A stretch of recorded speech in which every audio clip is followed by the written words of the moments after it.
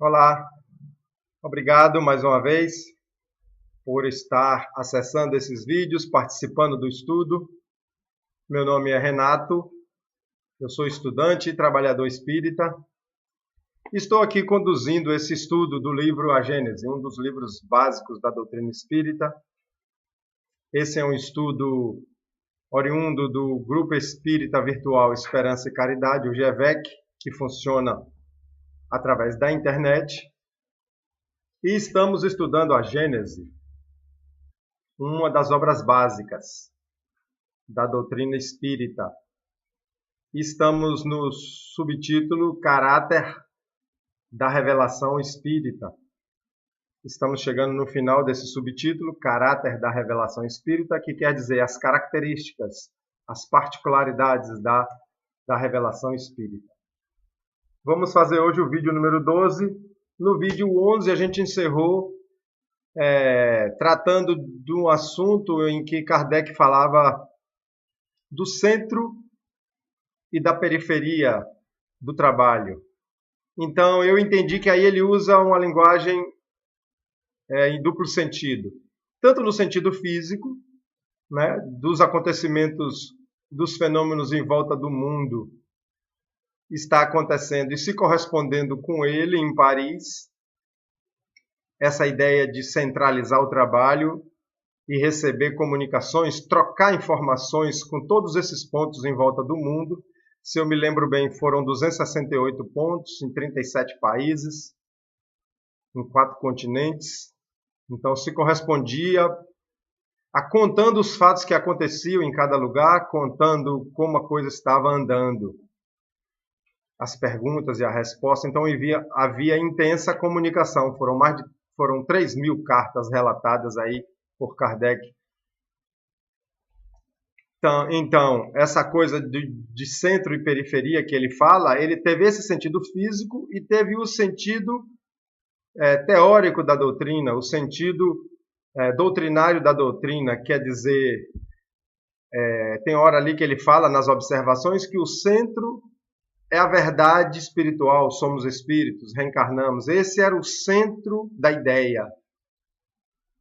E tudo que acontecia, as comunicações, as experiências, os relatos, as respostas dos espíritos, as manifestações de vários espíritos, mesmo de ordem inferior, isso era a periferia, eram os dados, era o material de pesquisa, de análise, de observação, em que levou ao centro da ideia. Qual é o centro da ideia?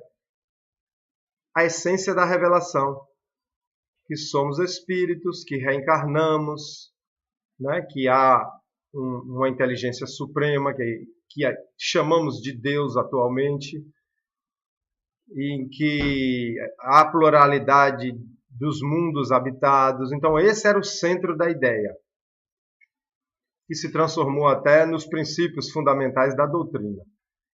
Então, retomando aqui a leitura, estamos no item 53 do Caráter da Revelação, para quem está com a versão da FEB, página 39.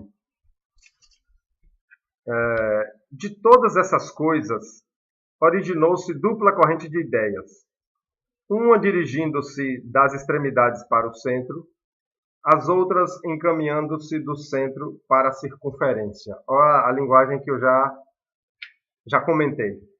Desse modo, a doutrina caminhou rapidamente para a unidade, malgrado a diversidade das fontes donde promanou. Quer dizer, a doutrina rapidamente se dirigiu para uma unidade de ideias, mesmo tendo tantas fontes de observação e de pesquisa.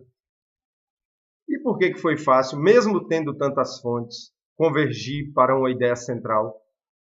Porque é a verdade, e tudo se converge sempre para a verdade. Os sistemas divergentes ruíram, pouco a pouco, devido ao isolamento em que ficaram diante da ascensão da opinião da maioria, na qual não encontraram repercussão simpática. Quer dizer, as interpretações erradas, os sistemas que estavam errados, não se sustentaram porque acontecia num ponto só. e não achava repetibilidade em outros pontos. Repetibilidade é uma das características da pesquisa científica. Essa capacidade de um fenômeno se repetir sob as mesmas condições em qualquer lugar do mundo. Pesquisa científica tem essa busca da repetibilidade do fato.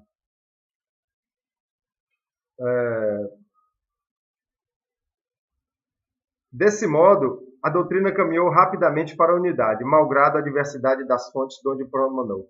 Os sistemas divergentes ruíram pouco a pouco, devido ao isolamento em que ficaram diante da ascensão da opinião da maioria, na qual não encontraram repercussão simpática. Desde então, uma comunhão de ideias se estabeleceu entre os diversos centros parciais. Olha, comunhão de ideias. Uma comunhão de ideias são ideias comuns, são ideias que se afinam. Falando a mesma linguagem espiritual, eles se entendem e estimam de um extremo a outro do mundo. Sentiram-se assim mais fortes os espíritas, lutaram com mais coragem, caminharam com passo mais firme, desde que não mais viram isolados, desde que perceberam um ponto de apoio, um laço a prendê-los à grande família. Então, quando começaram a perceber que havia ali, vamos dizer, uma irmandade, né? Um grupo falando a mesma linguagem, vivendo a mesma experiência, descobrindo as mesmas coisas. Então, ganhou força. Esses grupos não precisavam ficar mais isolados, até mesmo com medo da igreja. A gente sabe como era o controle do cristianismo através da igreja. Não mais lhe pareceram singulares, anormais, nem contraditórios os fenômenos que presenciavam, desde que puderam conjugá-los a leis gerais de harmonia, perceber num piscar de olhos toda a obra e descobrir um fim grandioso e humanitário em todo o conjunto. Então fica claro aí. Se achavam estranhos, se achavam diferentes, tinham-se medo, mas a partir do momento em que encontra ressonância em outros pontos, um trabalho estruturado, então ganhou força. Mas como se há de saber se um princípio é ensinado em toda parte, ou se apenas exprime uma opinião pessoal? Não estando os grupos isolados em condições de saber, o que se dizia a Lures, necessário se fazia que um centro reunisse todas as instruções para proceder à espécie de apuro das vozes e transmitir a todos a opinião da maioria. Então tinha que ter esse trabalho, né? Tinha que ter esse trabalho que reunisse todas as instruções, que reunisse todos os fatos, todas as descobertas, todas as opiniões, para proceder a uma espécie de apuro. Apuro do verbo apurar, do verbo apurar, que significa filtrar, selecionar, né? E a gente sabe que esse centro estava coordenado por Kardec, que conversava com os espíritos, que fazia a revista espírita, que debatia com seus colaboradores. Nenhuma ciência existe que haja saído prontinha do cérebro de um homem. Então, nenhuma ciência saiu prontinha do cérebro de um homem. Todas, sem exceção, são fruto de observações sucessivas, apoiadas em observações precedentes, quer dizer, observações anteriores, como sobre um ponto conhecido para chegar ao desconhecido. Então, ele está falando aqui de uma característica das ciências de um modo geral. Observações, conclusões e sair do conhecido para o desconhecido. Fazer essa comparação de causa e efeito. Todas as ciências, de uma forma geral, funcionam assim. Foi assim que os espíritos procederam com relação ao espiritismo. Daí a ser gradativo o ensino que ministram, pois eles não enfrentam as questões senão à medida que os princípios sobre que hajam de apoiar-se estejam suficientemente elaborados e amadurecida a opinião para os assimilar. Então, é gradativa e tem que ter mesmo esse cuidado, a não ser que a coisa já esteja provada. É mesmo de notar-se que, de todas as vezes que os centros particulares têm querido tratar questões prematuras, não obtiveram mais do que respostas contraditórias, nada concludentes. Então, toda vez que um centro se precipitava em tirar conclusões, né, de questões ainda prematuras, muitas vezes se dava em respostas contraditórias, não se concluía nada, né? Questões que não eram para o momento. Questões que não eram para o momento. Foram coisas prematuras, coisas que ainda precisava amadurecer mais. Eu estou aqui lendo e tentando buscar um exemplo, que eu gosto dos exemplos, né? De como se descobre as coisas. Aí me lembrei aqui da lâmpada, de Thomas Edison. Quantas vezes não deu certo? Dizem que foram centenas. Mas ele anotava o comportamento. Toda vez que a energia elétrica passava pelo filamento, iluminava e queimava. E ele tentava outro material, e ele tentava de outra forma, ele tentava com outro nível de energia elétrica, e sempre queimando, queimando. Mas ele anotava o comportamento, causa e efeito, causa e efeito. Né? E fazendo esse acompanhamento, essa observação, ele percebeu que tinha que se tirar o oxigênio do ambiente, tinha que se botar num bulbo fechado, para que sem oxigênio o filamento não queimasse. Então, é um trabalho de observar, de concluir, de unir as informações. Só para dar um exemplo. E a mesma coisa, quer dizer, a mesma coisa não. Algo parecido foi com essas revelações. Tinha que se observar as comunicações, tinha que se observar como se apresentavam os espíritos, o que eles respondiam, a linguagem que utilizava cada um, e fazendo essas comparações. Quando, ao contrário, chega o momento oportuno, o ensino se generaliza e se unifica na quase universalidade dos centros. Então, quando já se tem dados suficientes de todos os centros, ou da maioria dos centros, convergindo para uma ideia, era tido aquilo como uma verdade. A reencarnação, por exemplo.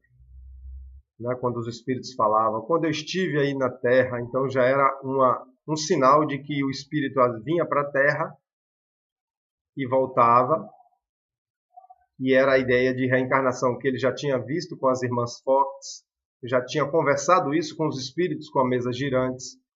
Então foi uma ideia que foi amadurecendo. Então, Kardec anotava essa ideia em informação e transformava ela em pergunta para os espíritos superiores, para que aí batesse o martelo definitivo. Olha só que inteligência. Ele já tinha quase certeza da situação, pelas análises, pelas observações, pela experiência, e depois transformava isso em pergunta para que os espíritos de luz esclarecessem com mais clareza e confirmasse. Né? Há, todavia, capital diferença entre a marcha do espiritismo e a das ciências. A de que estas não atingiram o ponto que alcançaram, senão após longos intervalos, ao passo que alguns anos bastaram para o espiritismo, quando não a galgar o ponto culminante, pelo menos a recolher uma soma de observações bem grande para formar uma doutrina. Então ele está dizendo aqui que o caminho do espiritismo foi mais rápido, porque eram 268 pontos, usando o número que eles falam na Revista Espírita, trabalhando em busca de verdades iguais. Eu ia falar de mesmas verdades, mas de um assunto só, que é a vida do espírito. Então caminharam bem mais rápido. Enquanto eu li aqui também, me veio a ideia do DNA. quando se descobriu o DNA e queriam fazer a leitura do DNA do corpo humano. Mas era um trabalho gigantesco. O que foi que eles fizeram? Dividiram o trabalho para diversos cientistas no mundo, em vários países. Cada país ficou responsável por uma parte dessa leitura e mapeamento do DNA. Lembrei disso. Não sei nem se é a espiritualidade que ajuda, mas veio essa ideia bem parecida. Então, até o Brasil participou desse mapeamento do DNA e depois juntaram todas as informações para concluir o trabalho. Decorre esse fato de ser inumerável a multidão de espíritos que, por vontade de Deus, se manifestaram simultaneamente, trazendo cada um o contingente de seus conhecimentos. Olha isso aqui como é importante. Decorre desse fato de ser inumerável a multidão de espíritos que, por vontade de Deus, se manifestaram simultaneamente, trazendo cada um o contingente de seus conhecimentos. Então, os pontos não foram formados só por interesse dos encarnados. Os pontos de estudo, de observação que auxiliaram Kardec não foram formados apenas por ideias dos encarnados, pela necessidade dos encarnados. Os desencarnados intuíram os pontos, as pessoas que estavam nesses pontos, nesses centros. Os desencarnados se manifestaram com maior intensidade. Ele bota aqui, pela vontade de Deus. E nós já sabemos, principalmente nós aqui do GEVEC, já sabemos que quando se fala a vontade de Deus, é a espiritualidade superior trabalhando em nome de Deus. Claro que a espiritualidade superior provocou essas manifestações para que o trabalho se adiantasse. Afinal de contas, a terceira revelação não era um trabalho só dos encarnados, não era um interesse e nem uma iniciativa dos encarnados. Muito mais dos desencarnados. Então, eles provocaram sim. Eles provocaram os fenômenos, trouxeram os espíritos mais propício para cada momento, para cada ponto daquele, para que ele se manifestasse, porque aquele assunto estava sendo analisado, para que as anotações fossem feitas. Então, houveram influências dos desencarnados para essa comunicação, para essas contribuições. Resultou daí que todas as partes da doutrina, em vez de serem elaboradas sucessivamente durante os vários séculos, o foram quase ao mesmo tempo, em alguns anos apenas, e que bastou reuni-las para que estruturassem um todo. Foi muito claro aí, né? Em vez do trabalho ter sido feito sucessivamente, um após o outro, as questões, os temas, eles foram feitos ao mesmo tempo. Então, não foram feitos em série, um após o outro, foram feitos em paralelo. Ao mesmo tempo, vários temas foram desenvolvidos.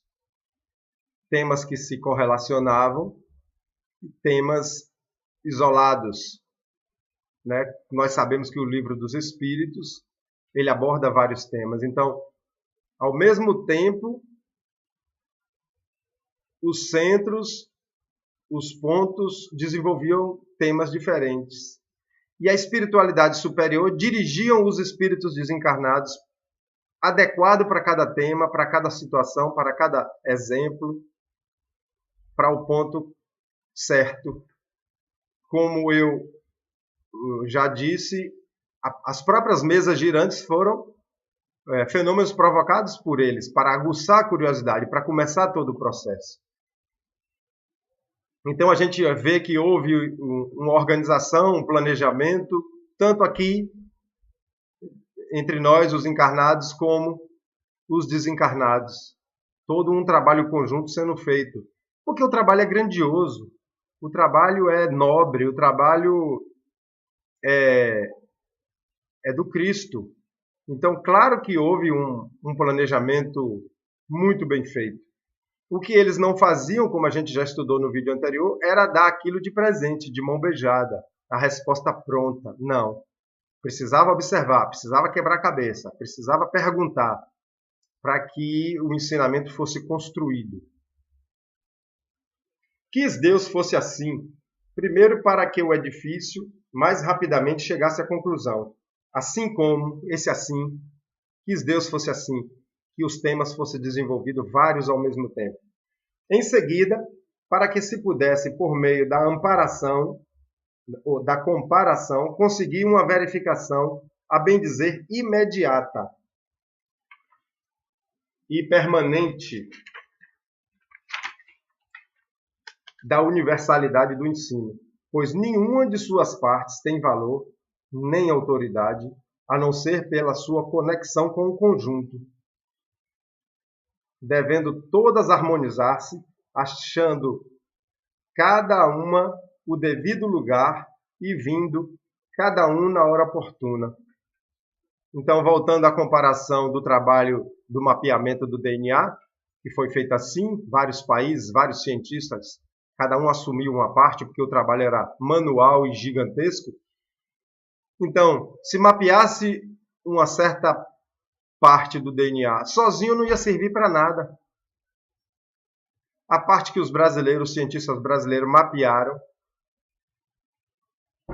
se ficasse aqui isolado não servia para nada. Só teve sentido quando mandou para quem estava organizando tudo, eu não sei que país foi, para que juntasse todas as informações e tivesse o mapa completo do DNA do corpo humano.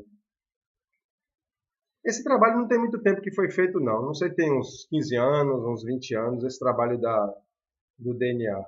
Deixa eu voltar aqui uma página, gente, para ver umas observações que eu fiz a lápis aqui.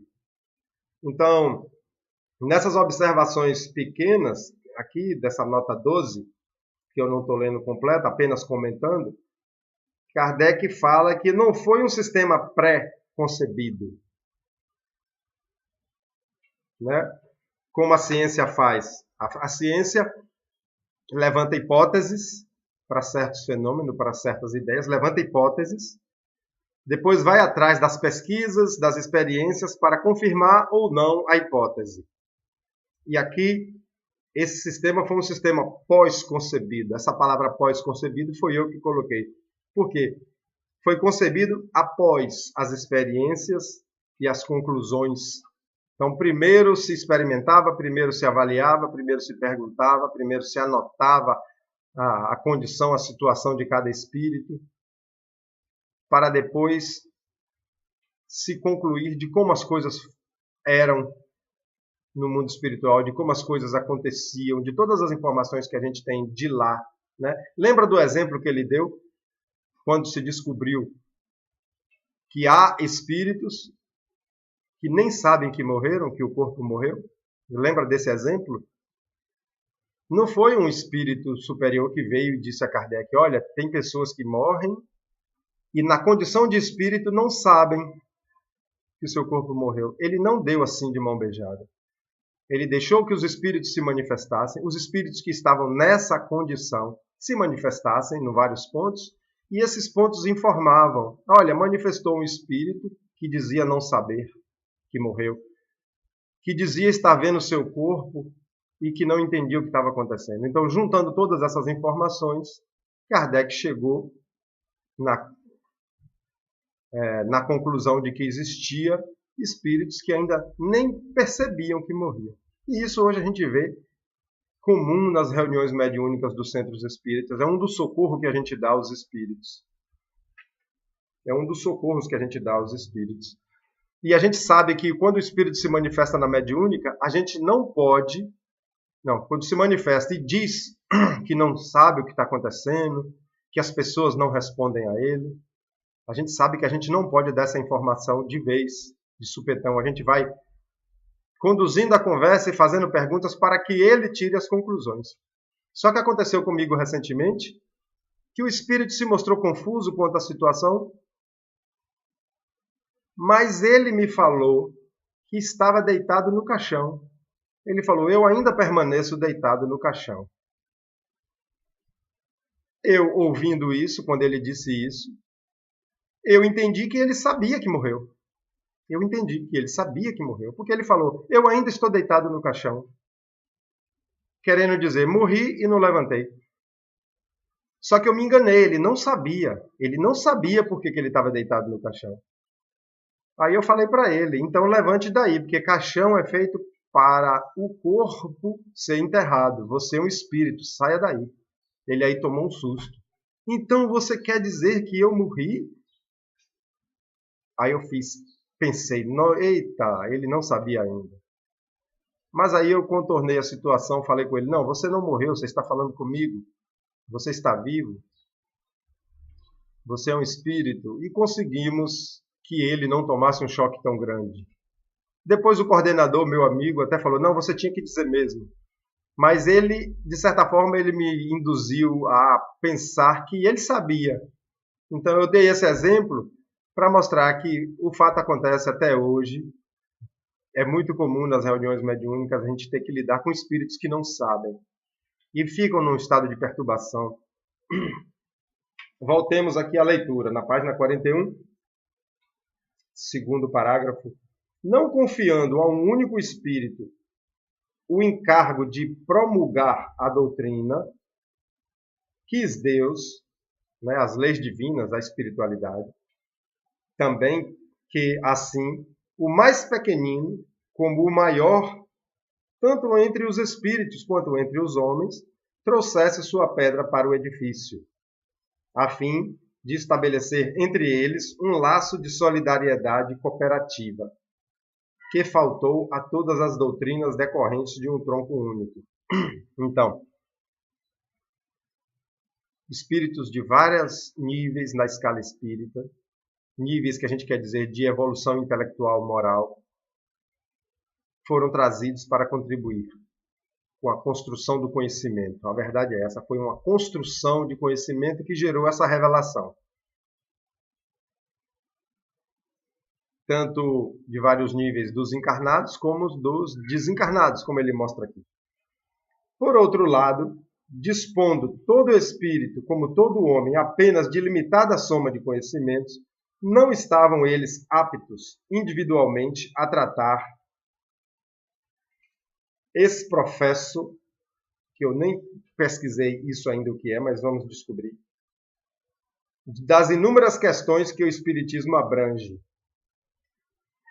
Essa ainda uma razão porque, em cumprimento dos desígnios do Criador, não podia a doutrina ser obra nem de um só espírito, nem de um só médium. Tinha que emergir da coletividade dos trabalhos comprovados uns pelos outros. Então está claro aí que a doutrina tinha que ser universal, tinha que vir de muitos, não um só médium, nem um só espírito, e nem só de uma classe. Quando a coisa é feita assim, a verdade fica mais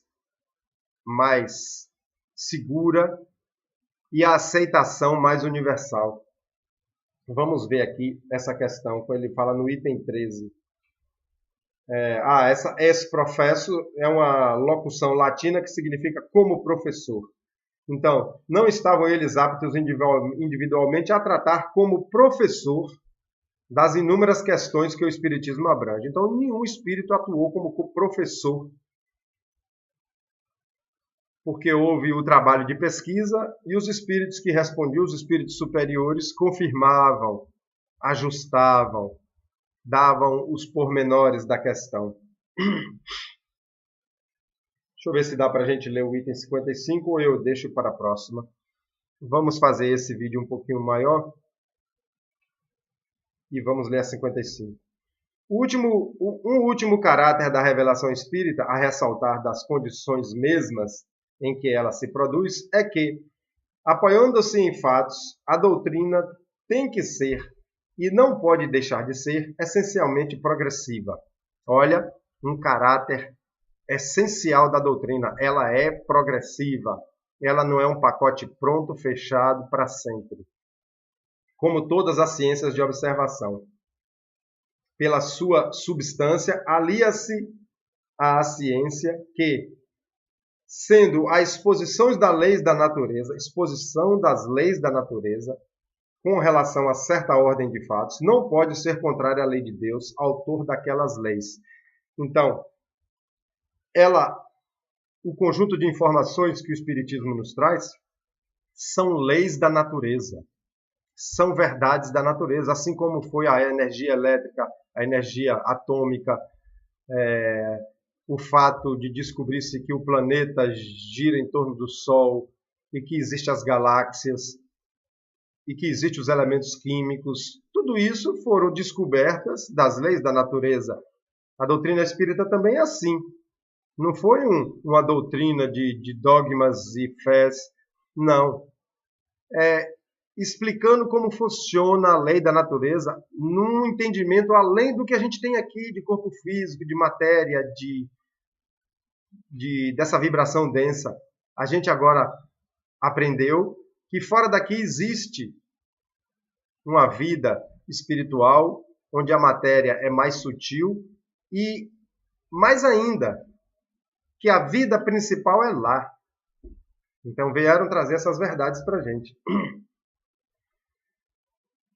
As descobertas que a ciência realiza, longe de o rebaixarem, glorificam a Deus. Unicamente destrói o que os homens edificaram sobre falsas ideias que formaram de Deus. Eu gosto sempre de dizer, a ciência são os homens descobrindo as coisas de Deus. Então não existe essa coisa da briga entre a ciência e a religião. Isso para mim é uma coisa já infantil. O cientista descobre a realidade das leis da natureza, que são obra de Deus, dessa inteligência superior. Então, quando ele fala que apenas destrói o que os homens edificaram sobre as falsas ideias, então a doutrina espírita veio destruir, sim, as falsas ideias que fizeram de Deus, de Jesus e das coisas do céu. E o que é isso? Está naquela passagem que Jesus falou, toda planta que meu pai não plantou será arrancada até a raiz. Certo?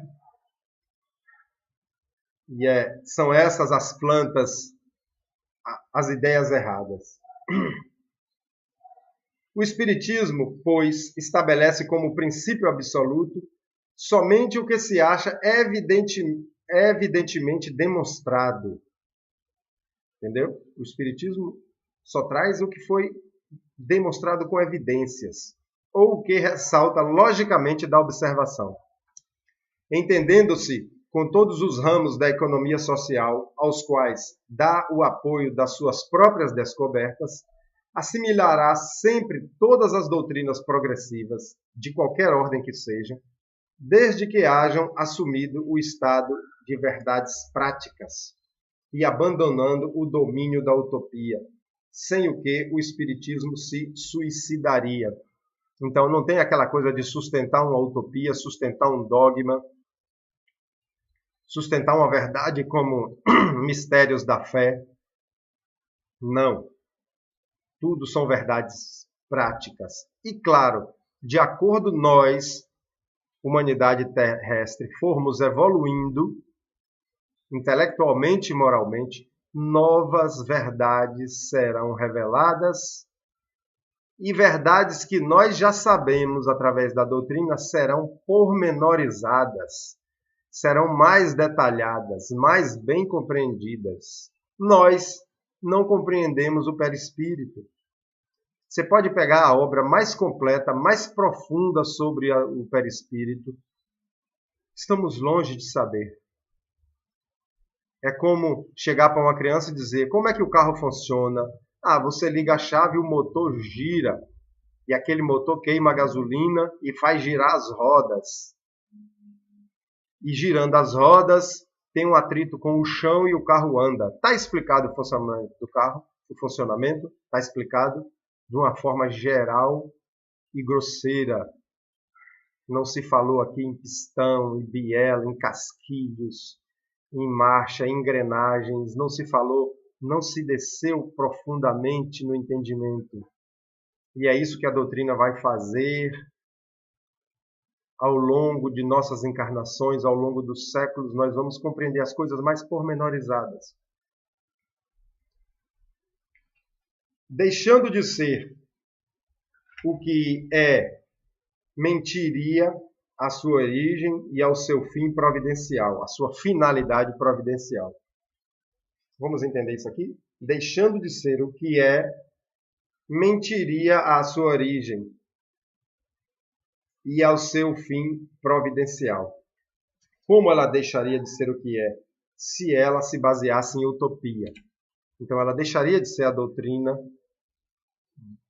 que se baseia na razão, da fé raciocinada, e se perderia da sua finalidade. Caminhando de par com o progresso, o Espiritismo jamais será ultrapassado, porque se novas descobertas lhe demonstrassem estar em erro acerca de um ponto qualquer, ele se modificaria nesse ponto. Se uma verdade nova se revelar, ele a aceitará. E isso foi uma coisa que Kardec falou. Se a ciência provar algum ponto, abandone este ponto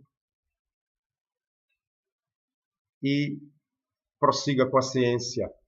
Só que ainda não apareceu nenhum desmentido para o que a doutrina nos trouxe. No próximo vídeo, que será o 13, nós ainda vamos comentar esse finzinho um pouco, mas quero agradecer a vocês que estudaram esse vídeo, que assistiram. Vocês que não são do GEVEC, que estão acessando pela primeira vez, você está no 12º vídeo, tem mais 11 aí, que nós estamos ainda no início do livro. Se tiver interessado em estudar a Gênese, ou levar para o seu centro espírita, né? Às vezes tem um centro espírita pequeno no interior, pode usar isso como o estudo do livro, fazer uma reunião e estudar, né? Então se inscrevam no canal aí, se gostar, dê um like, deixe observações e perguntas, ok? Muito obrigado, minha gente, até o próximo vídeo. Um abraço a todos.